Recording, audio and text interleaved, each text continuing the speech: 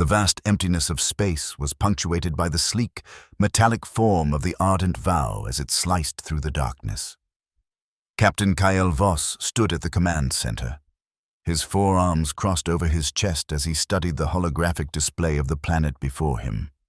Earth, or as the Aurelian star charts designated it. Tiet High hung suspended in the projection, swirling patterns of white clouds obscuring much of its blue-green surface. Captain, preliminary scans confirm what the Expeditionary Corps reported, Lieutenant Taral said, her scaled fingers dancing across the control panel. Extreme electromagnetic disturbances in the upper atmosphere, tectonic instability reaching critical levels in multiple regions, and biodiversity that defies cataloging parameters. Kyle nodded, his silver eyes narrowing as he zoomed in on a particularly violent storm system. Lightning crackled across the display, the simulation humming with energy. "Another death world," he murmured, a hint of pride in his voice. "The third one we've encountered this cycle." Lieutenant Keth snorted, the sound emerging as a vibrating hiss through his respirator. "Hardly seems worth the expedition. We've mapped worse conditions on Nexus 9. "Perhaps," Kyle replied, "but the Council is particularly interested in this one. Intelligence suggests there's a dominant species that's not only survived, but established a technological civilization." "Impossible," Keth said dismissively. "No species could evolve complex intelligence in such chaotic conditions. The energy expenditure alone would—" "And yet here we are," Kyle interrupted, gesturing to the assembled crew on the bridge, each member hailing from what their respective species considered death worlds before joining the Aurelian Alliance.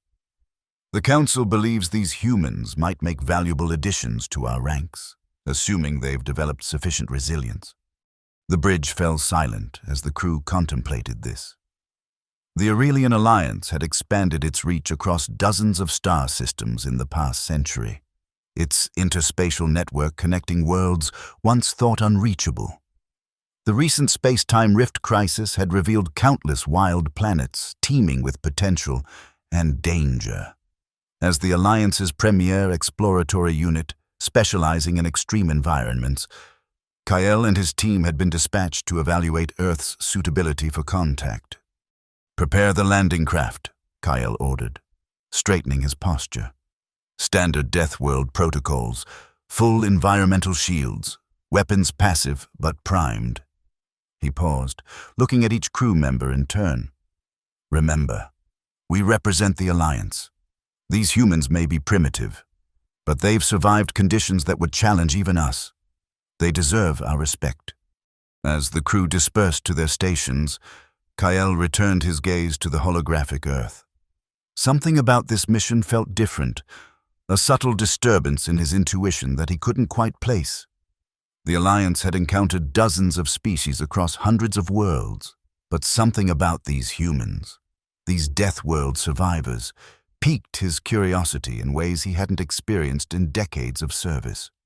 "Captain," Taral called from her station, "I'm detecting unusual energy signatures from the designated landing zone. They appear to be artificial, possibly a primitive electromagnetic defense system." Kyle frowned. "Can you bypass it?" "Unnecessary," she replied, a note of surprise in her voice. "It's not directed at us. It appears to be channeling the atmospheric electrical discharges, redirecting them." Kyle's eyes widened slightly. "They're harnessing the lightning storms."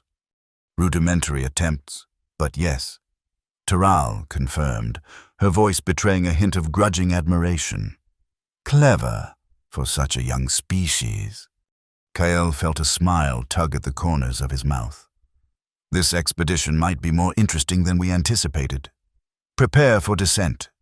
The landing craft detached from the ardent vow with a pneumatic hiss, its sleek form designed to withstand the most hostile environments the universe could conjure. As they descended through Earth's atmosphere, the craft shuddered and groaned under the assault of the electromagnetic storm raging around them. "Stabilizers at maximum," Keth reported, his voice tight with concentration. "Shields holding at 87%. Kyle gripped his command chair, watching as lightning danced across the view screen. Even through the craft's advanced dampening systems, he could feel the raw power of the storm, a fury of nature that rivaled even the plasma hurricanes of his homeworld. For the first time in years, he felt a twinge of genuine concern. Taral, status of... The craft lurched violently to the side, alarms blaring across the control panels. "Direct hit!" Taral shouted over the noise. "Lightning strike of unprecedented magnitude. Shield integrity compromised." "Reroute power from non-essential systems," Kyle ordered, his voice steady despite the chaos. "Activate secondary barrier protocols." "Systems not responding," Keth reported, his respirator hissing frantically as he worked. "The electromagnetic interference is disrupting our command pathways. We're losing control." The craft spun, descending in a controlled but precarious spiral toward the surface below. Through the view screen, Kyle caught glimpses of jagged mountains and sprawling ruins, the remnants of what must have been a substantial human settlement. "Brace for impact," he commanded, activating his personal shield as the ground rushed up to meet them. The landing was rough but survivable, a testament to Aurelian engineering. As emergency systems whirred to life and the crew recovered from the landing, Kyle assessed their situation. The craft had come to rest on an elevated plateau overlooking a vast, weathered cityscape. Lightning continued to flash overhead, illuminating the ruins in stark, momentary clarity. "Damage report," Kyle demanded, helping Taral to her feet. "Propulsion offline, communications functional but limited. Environmental shields at 40% and stable," she replied, checking her data pad. "We can initiate repairs, but it will take time." Kyle moved to the view screen, studying the landscape beyond. "Time we may not have..." "Look." The crew gathered around, their attention drawn to movement below. Figures, unmistakably bipedal, were emerging from the ruins, moving with purpose toward their landing site. "Humans," Keth whispered, a mixture of curiosity and wariness in his voice.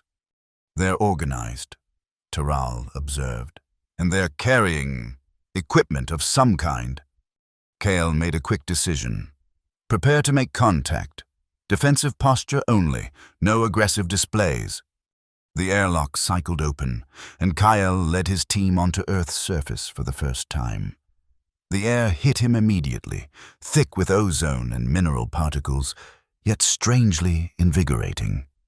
The gravity was stronger than he'd expected, pressing down on his frame with subtle insistence. The humans approached cautiously, their forms now clearly visible. They wore what appeared to be reinforced environmental suits, though far more primitive than Aurelian technology. Their helmets obscured their features, but their body language conveyed both caution and curiosity. One figure stepped forward, slightly taller than the others, with markings on their suit that suggested leadership. "Greetings," Kale said, activating his universal translator. "I am Captain Kale Voss of the Aurelian Alliance Exploratory Unit. We come in peace." The human leader tilted their head, then reached up and removed their helmet. Kyle was surprised to see a face not unlike his own species, though with only 2 eyes, darker skin, and a frame of dark hair pulled back tightly. Female, he guessed, based on subtle physiological indicators. "Commander Mara Lin," she replied, her voice clear and steady. "Earth Defense Force, Storm City Division, welcome to what's left of Shanghai." Kale blinked in surprise. "You understand us?" A smile curved Mara's lips. "Your ship has been in our orbit for 3 days. We've had time to analyze your communication patterns. Our linguistic AIs are quite efficient." Kyle exchanged glances with his crew. 3 days? Their cloaking technology should have made them virtually undetectable to primitive scanning systems. "Impressive," he acknowledged, reassessing his initial assumptions. "We seem to have encountered some difficulty with your atmospheric conditions." Mara nodded, glancing at the damaged craft. The Thunder Basin is treacherous this time of year. You're lucky you weren't caught in the main discharge grid. Our harvesters are running at peak capacity today. Harvesters? Taral inquired, stepping forward with undisguised interest. Perhaps it would be easier to show you, Mara suggested, gesturing toward the ruins below. If you're interested in seeing how we've adapted to our death world, as you call it. Kael tried to hide his surprise at her knowledge of their terminology. These humans were far more advanced and aware than the Council had anticipated. We would be honored, he replied formally. As they descended from the plateau, following Mara and her team through carefully maintained pathways, Kael observed the humans closely. They moved with the easy confidence of those born to harsh conditions, their equipment well worn but meticulously maintained. Despite their primitive appearance, there was nothing haphazard about their operation. The storms have been intensifying over the past century, Mara explained as they walked. What was once seasonal became permanent. Most coastal cities were abandoned during the Great Migration, but some of us stayed adapted. Why not relocate to more hospitable regions? Keth asked, his tone suggesting he found their choice irrational. Mara gave him a look that needed no translation. This is our home. Besides, the storms proved to be as much an opportunity as a threat. They crested a ridge, and the full expanse of what Mara called Storm City spread before them. Kael stopped in his tracks, momentarily speechless. What had once been a human metropolis had been transformed into something extraordinary. Massive metal spires rose among the weathered skyscrapers, each topped with intricate arrays of conductors and coils. Lightning struck these structures continuously, the energy visibly channeled downward through glowing conduits. Between the buildings, a network of elevated pathways connected various sectors, their surfaces glimmering with some kind of reflective material. Most impressive of all was the central structure, a vast dome that pulsed with harvested energy, surrounded by smaller facilities and what appeared to be residential areas. Our primary collection hub, Mara said, noting their amazement with visible pride. It powers everything: climate control, manufacturing, desalination, defense systems. The storms tried to drive us out. Instead, we made them our power source. Remarkable, Taral murmured, her scientific curiosity clearly piqued. The engineering required to safely channel such unpredictable energy. We had motivation, Mara replied simply. Necessity breeds innovation. As they continued into the city proper, Kael noticed how the human population had adapted to their environment. Children played in protected courtyards, their laughter rising above the distant rumble of thunder. Markets bustled between reinforced buildings, vendors selling goods that ranged from technical components to fresh produce grown in shielded agricultural domes. This was no desperate survival enclave. It was a thriving community that had embraced its harsh reality and transformed it. Your civilization has accomplished much with limited resources, Kael acknowledged as they approached the central dome. The Alliance has encountered many species that simply abandoned regions with similar conditions. Humans are stubborn, Mara said with a hint of amusement. When the storms first worsened, many said this coastline was uninhabitable, called it suicide to remain. She gestured to the bustling city around them. Now they call us for power exports. Inside the collection hub, the true sophistication of human adaptation became apparent. Enormous capacitors hummed with stored energy, while technicians monitored complex systems that regulated the power flow throughout the city. What their technology lacked in refinement, it made up for in robust practicality. The lightning provides more than just electricity, Mara explained, leading them through the facility. The unique electromagnetic properties have applications in everything from medicine to metallurgy. We've developed alloys that can only be forged in these specific conditions. Keth, who had remained skeptical throughout their tour, finally spoke up. Impressive for your technological level. But the Alliance has harnessed stellar radiation for centuries. Our fusion capabilities would make these harvesting methods obsolete. Kael shot him a warning glance, but Mara seemed more amused than offended. Perhaps, she conceded. But does your technology work when it's struck by lightning 6 times in succession? Can it withstand magnitude 8 earthquakes while submerged in seawater? She tapped a nearby console. Ours can, because it was born here, in these conditions, not imported from a more forgiving environment. The subtle challenge in her words wasn't lost on Kael. Before he could respond diplomatically, an alarm blared throughout the facility. Mara's posture changed instantly, all casual confidence replaced by alert readiness. "Command Center," she ordered into her communicator. "Status report." A voice crackled through the speaker. "Seismic disturbance in Sector 7. Pattern matches ground slicker activity. Multiple signatures, moving toward the Eastern Collection Array." Mara's expression hardened. "How many?" "At least 20, possibly more. Larger than the last brood." She turned to Kael, her manner now purely professional. "You wanted to see how we handle our Deathworld? Here's your chance. Ground slickers are emerging. They're drawn to the electromagnetic fields from our collectors." "Ground slickers?" Taral inquired. "Subterranean predators," Mara explained briskly as she led them toward what appeared to be an armory. "They evolved to hunt using electrical impulses, similar to Earth's ancient sharks. The storms drove them deeper underground, where they grew larger, more aggressive. Now they feed on our power systems when they can't find natural prey." Inside the armory, her team was already gearing up with specialized equipment, a combination of weapons and tools that Kael didn't recognize. "We can return to our vessel if this is a security concern," Kael offered, though he was intensely curious about these creatures. Mara handed him what appeared to be a modified weapon. "Your choice, Captain, but if you're here to evaluate how humans handle Deathworld threats, this is it in real time. Besides," she added with a grim smile, "we could use the extra hands." Kael considered for only a moment before accepting the device.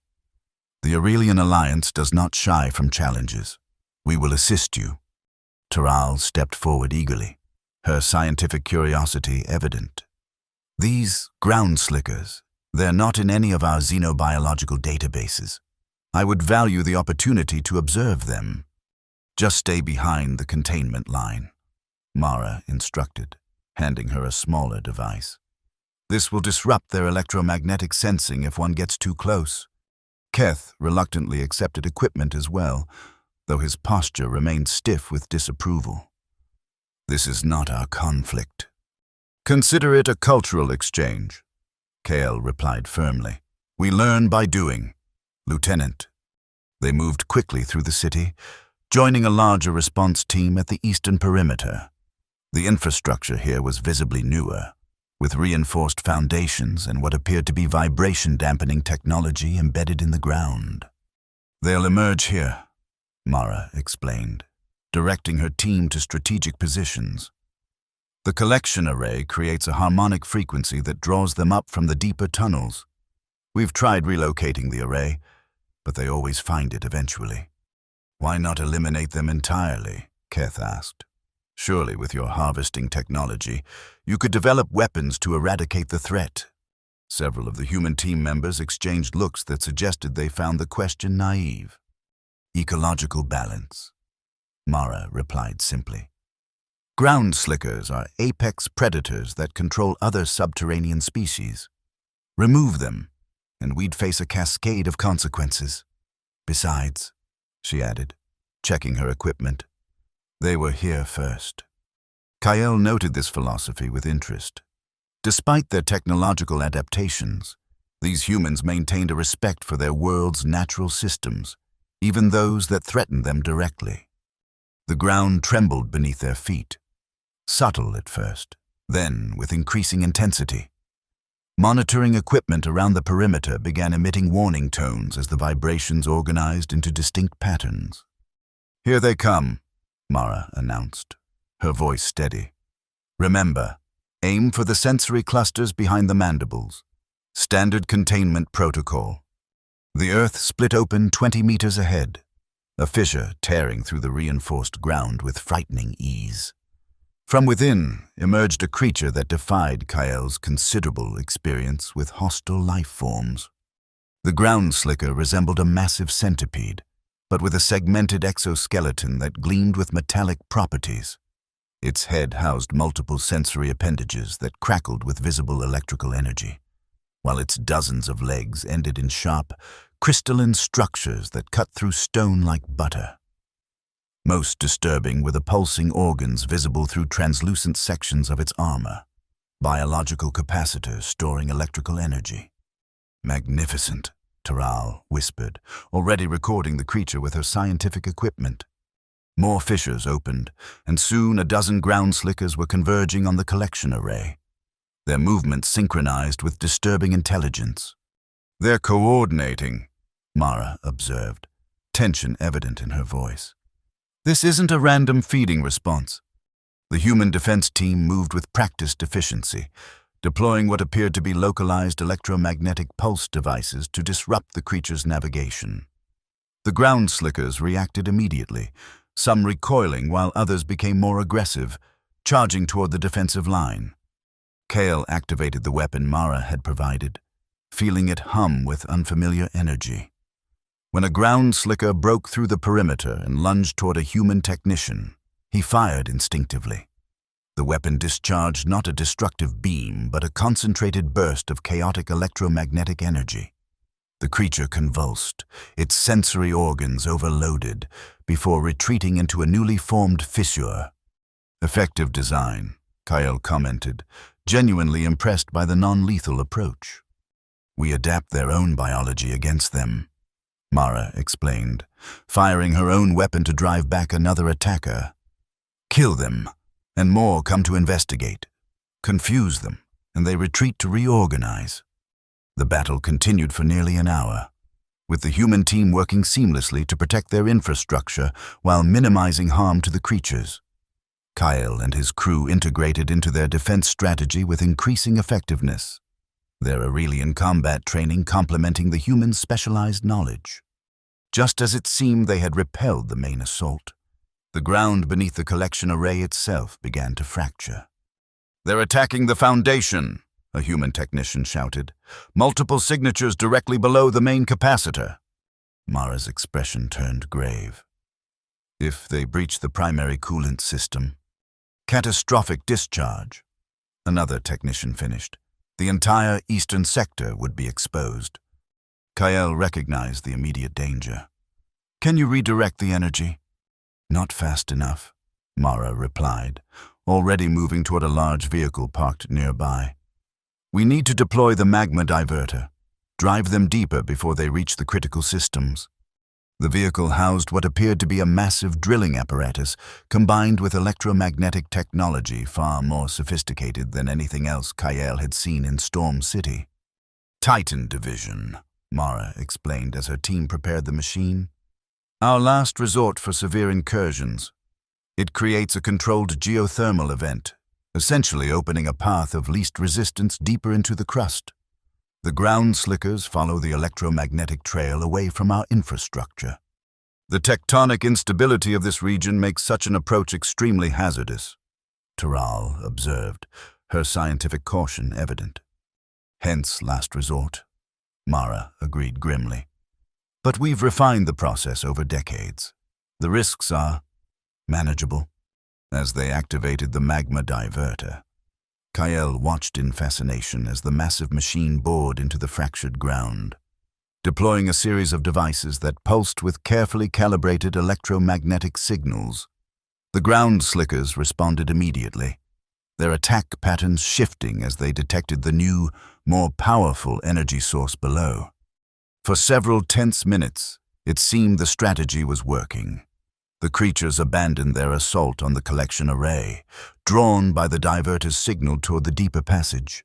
Monitors showed them descending, following the artificial path away from Storm City's vulnerable systems. Then, without warning, Multiple alarms blared across the command consoles. "Pressure buildup in the lower chamber," a technician shouted. "The diverter's drawing too much geothermal activity. Magma pocket expanding beyond predicted parameters." "Shut it down," Mara ordered, her calm voice belied by the tension in her posture. "Systems not responding," came the reply. "The feedback loop is self-sustaining. If it continues, the entire chamber will rupture, right beneath the city." Kale understood the implications instantly. The magma would follow the same path as the diverter signal, straight up through your infrastructure. Mara nodded grimly. "Evacuation protocols," she commanded into her communicator. "All non-essential personnel, move to western safe zones immediately." As the evacuation began, Kyle studied the monitoring systems, his tactical mind racing. There must be a way to disrupt the feedback loop. Your technology is designed to channel and redirect energy. Can the same principles be applied here? The control systems are located within the diverter itself, Mara explained. But the chamber's already filling with superheated gases and preliminary magma flow. No one could survive long enough to manually reset the calibration. Kyle exchanged glances with Taral, who nodded slightly. "Our environmental shields," he said. "Aurelian technology designed for extreme conditions. They could provide protection long enough to reach the controls. Your landing craft was damaged by a simple lightning strike." Keth objected. "These shields cannot withstand magmatic temperatures." The craft's systems were overloaded by unexpected electromagnetic interference, Taral corrected. "Our personal shields operate on different principles. They should provide approximately 6 minutes of protection in temperatures up to 2,000 degrees Celsius. Mara looked between them, clearly weighing the risk against the certain disaster of doing nothing. "The diverter chamber will exceed that temperature within minutes of breaching. Even with your shields, it would be a suicide mission." "Not necessarily," Kyle replied, his decision already made. "I only need enough time to reach the calibration controls and initiate the reset sequence. How long would that take?" 3 minutes, minimum," Mara said, "assuming you know exactly what you're doing." "Then explain it to me," Kyle responded simply. "Quickly." The next few minutes were a blur of technical information as Mara briefed Kyle on the diverter's control systems. Meanwhile, Taral prepared his environmental shield for maximum efficiency, rerouting power from non-essential functions to the thermal resistance barriers. "This is reckless," Keth protested as Kyle prepared to descend into the chamber. "The Alliance needs you alive. Captain, send me instead." Kyle placed a hand on his lieutenant's shoulder.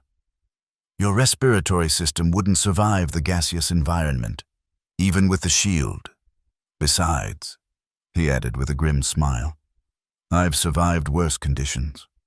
Before more objections could be raised, Kyle approached the access shaft that led to the diverter chamber.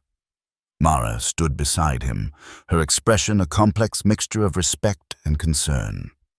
"The override sequence is straightforward," she reminded him. "But you'll need to manually engage the cooling protocols immediately afterward. The system will resist. Push through it." Kyle nodded, activating his environmental shield. The translucent energy field enveloped his body, humming with power. "If I don't return," he said to Taral, "ensure the Alliance receives our full report on Earth.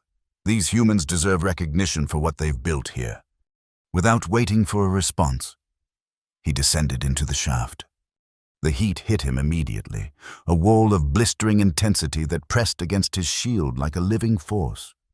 Warning indicators flashed across his visual display, counting down the shield's integrity with alarming speed. He moved as quickly as possible through the narrow maintenance tunnel, following Mara's directions toward the diverter's control hub. The chamber itself was a scene from primordial Earth, magma bubbling up through fissures in the rock. Superheated gases filling the air, the very ground shifting beneath his feet as tectonic pressures built. In the center stood the diverter, its complex machinery still functioning despite the hellish conditions, pumping electromagnetic signals into the deeper crust. Kyle reached the control panel, his shield already down to 60% integrity. 4 minutes remaining, at best. His fingers, protected yet still feeling the intense heat, moved across the interface as Mara had instructed. The system resisted, safety protocols fighting against commands that contradicted its current operation. "Override accepted," the system finally announced, its mechanical voice barely audible over the roaring of approaching magma.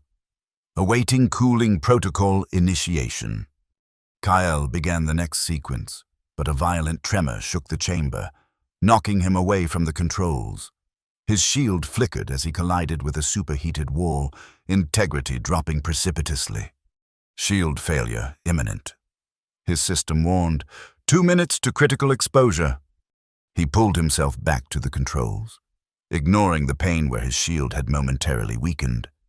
The cooling protocol required simultaneous activation of multiple subsystems, a design intended to prevent accidental triggering. As Kyle worked, he could see the magma level rising at the chamber's edge, the diverter's base already submerged in the molten rock.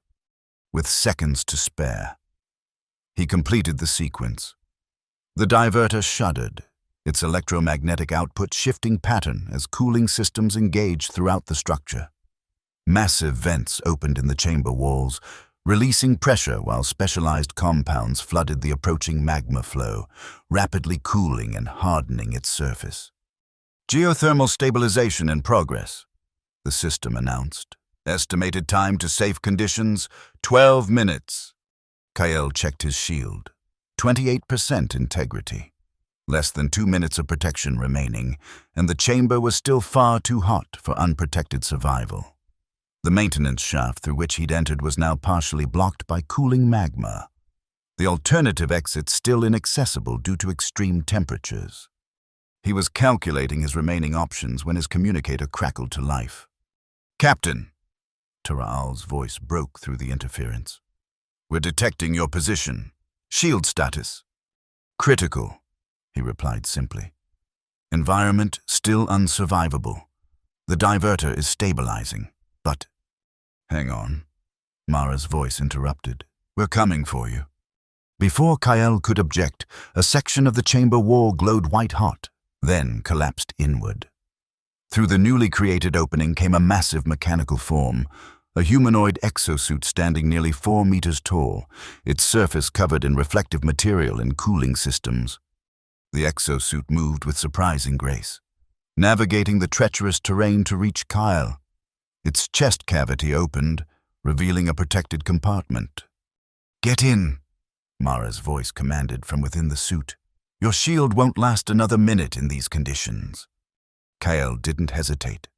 As his shield flickered and failed, he lunged for the exosuit, pulling himself into the protective compartment.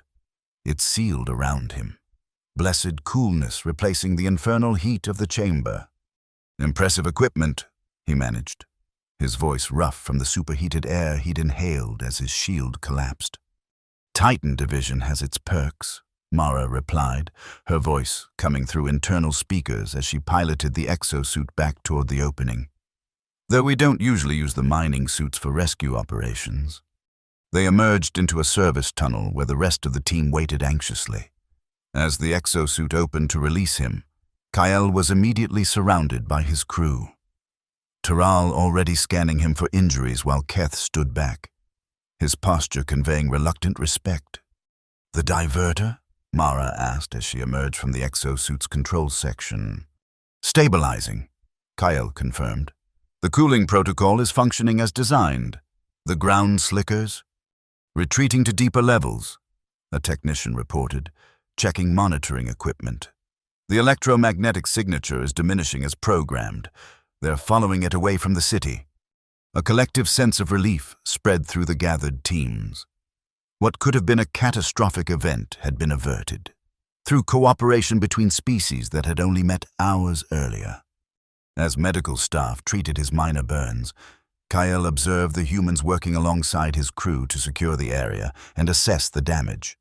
Despite their technological differences, The two teams had integrated their efforts seamlessly in the crisis, each contributing their unique strengths. "You risked your life for our city," Mara said, approaching once the immediate concerns had been addressed. "That goes beyond diplomatic courtesy." Kael considered his response carefully. "The Alliance values courage and adaptation, qualities your people have demonstrated abundantly. It would have been consistent of me to expect less of myself." A small smile crossed Mara's face. "Diplomatic, after all." She extended her hand in what Kael recognized as a human greeting gesture. "Thank you, Captain." Kael accepted the handshake, noting the strength in her grip. "It was educational," he replied with genuine sincerity. In the days that followed, as the Ardent Vow's repairs progressed, the relationship between the Aurelian expedition and Storm City's inhabitants deepened.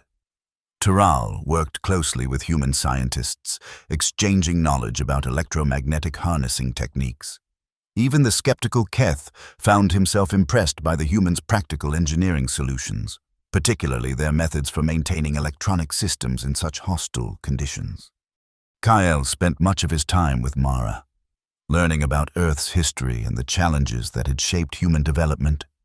The more he learned, the more he recognized a kindred spirit, a leader forged in harsh conditions, committed to protecting her people while respecting the dangerous world that had made them strong.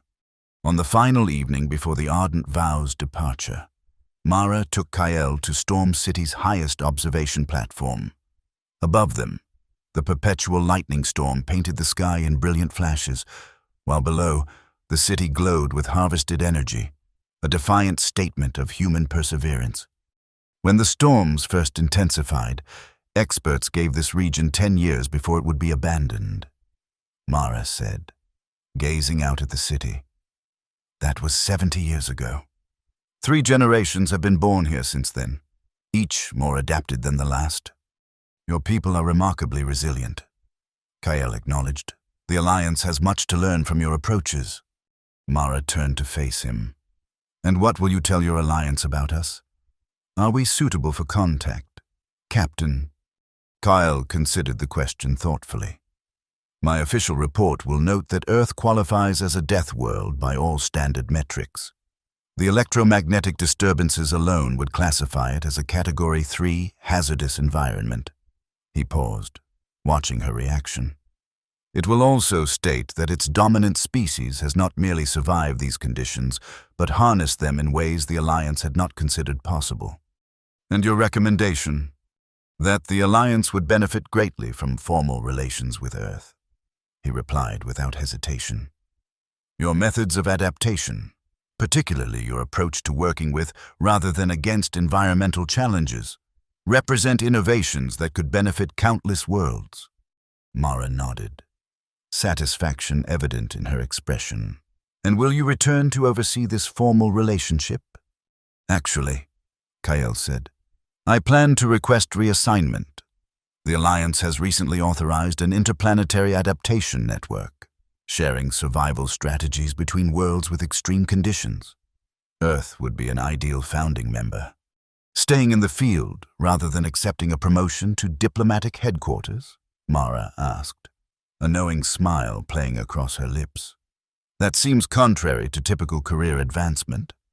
Kael gazed out at the storm-racked landscape that these humans had transformed into their home. The Alliance has plenty of diplomats. What it needs are those who understand that true adaptation comes from experience, not theory.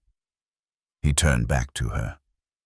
Besides, there's a planetary regeneration project being proposed for worlds damaged by industrial development. Earth's balance of technology and ecological respect would provide valuable insights. Our balance is born of necessity, Mara reminded him. We learned the hard way that fighting nature only invites more devastating responses. A lesson many worlds could benefit from, Kael replied, including some within the Alliance. The following morning, as the Ardent Vow prepared for departure, a delegation from Storm City arrived to bid them farewell, along with formal diplomatic messages for the Alliance Council. They brought technological gifts, samples of their lightning-forged alloys and detailed schematics of their harvesting systems. In return, Kael provided enhanced shield technology adapted to Earth's specific electromagnetic conditions, along with medical advancements that could help treat injuries from ground slicker encounters and other environmental hazards. "This is merely the beginning," he told Mara as they concluded the exchange. "The Alliance has much to offer Earth, but I believe Earth has even more to teach us." "About surviving Deathworlds?" she asked with a hint of amusement. "About thriving on them," Kael corrected. "There's a significant difference," as the ardent vow rose through Earth's turbulent atmosphere. Kael stood at the view screen, watching Storm City recede into the distance. The lightning storms that had once seemed merely chaotic now appeared to him as a source of potential, much as they had to the humans who had harnessed their power. "Course set for Aurelian Prime," Keth reported from his station. "Estimated arrival in 17 standard cycles." "Acknowledged," Kael replied. "Taral, begin compiling our expedition data for preliminary transmission to the Council. I want them to understand exactly what we've discovered here." "Already in progress, Captain," she confirmed. "The humans' adaptation strategies are remarkable, particularly their integration of technology with natural systems. Their philosophical approach is equally noteworthy," Kael added. "The respect for ecological balance, even when it complicates their own survival."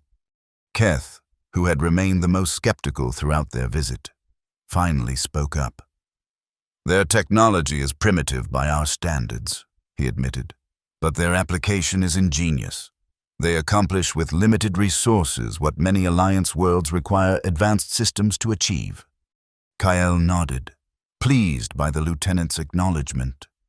"Because they don't see their world as an adversary to be conquered, but as a challenge to be engaged with. There's wisdom in that approach, wisdom the Alliance has sometimes forgotten in its rapid expansion.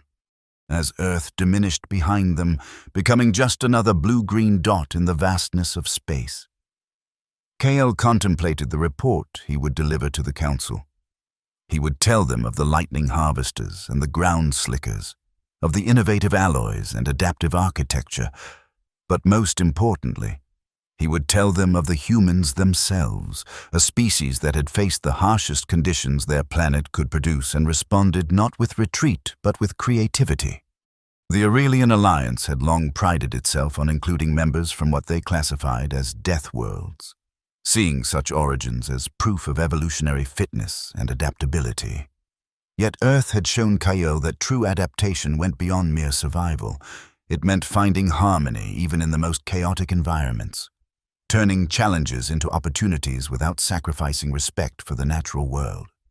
When he returned, he would begin preparations for the interplanetary Opuch Adaptation Network, with Earth as a founding member. The humans' methods would be studied and adapted for worlds throughout the Alliance, while Aurelian technology would help Storm City and other Earth settlements enhance their own adaptive strategies. And perhaps, Kael thought as the ardent vow accelerated toward the stars, the next time Alliance members boasted of surviving their death worlds, they would remember the humans of Earth who had not only survived but had made their death world home. The journey back to Aurelian Prime gave Kael ample time to reflect on the expedition and prepare his formal recommendations. As expected, his preliminary reports generated significant interest among the Alliance Council, particularly his accounts of human electromagnetic harnessing techniques and their approaches to ecological balance in extreme conditions. 6 months later, Kael found himself back on Earth, this time leading a much larger delegation. The Interplanetary Adaptation Network had been approved with unprecedented speed, and Storm City had been designated as its first Earth headquarters.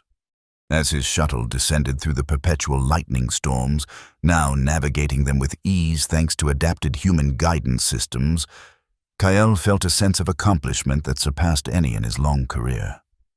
Below, Storm City had already begun incorporating Aurelian technology, its infrastructure glowing with enhanced efficiency. The central collection hub had been expanded, now feeding power to a newly constructed interspecies research center where scientists from Earth and the Alliance worked side by side. Mara met him at the landing platform, now adorned with both human and Alliance insignia. "Welcome back, Ambassador Voss," she greeted him, using his new title with a hint of amusement. "Commander Lin," he replied with equal formality, before breaking into a genuine smile. "The city has changed in just a few months. Your shield technology has allowed us to expand the collection grid by 30%, she explained as they walked toward the central complex. "And the medical advancements have reduced ground slicker injury recovery time by half. And the planetary regeneration project." Mara's expression brightened with enthusiasm. "We've already begun implementing the first phase in the abandoned coastal regions. The combination of our storm-forged materials with your atmospheric stabilization methods is showing remarkable results. Early projections suggest we might see the first weather pattern moderation within 5 years." Throughout the complex, Kael observed humans and Alliance members working together, each bringing their unique perspectives to shared challenges. Taral had returned as well, now heading a joint research initiative focused on adapting Earth's lightning harvesting techniques for gas giants throughout Alliance space. Even Keth had requested a transfer to the Earth contingent, his initial skepticism transformed into genuine respect for human ingenuity. He was currently leading a team developing hybrid defense systems against ground slickers that would protect infrastructure while maintaining ecological balance. That evening, as a spectacular lightning storm illuminated the sky above Storm City, Kael stood with Mara on the observation platform where they had spoken months earlier. The view was largely the same. Nature's raw power contrasted against human determination, but Kael saw it differently now.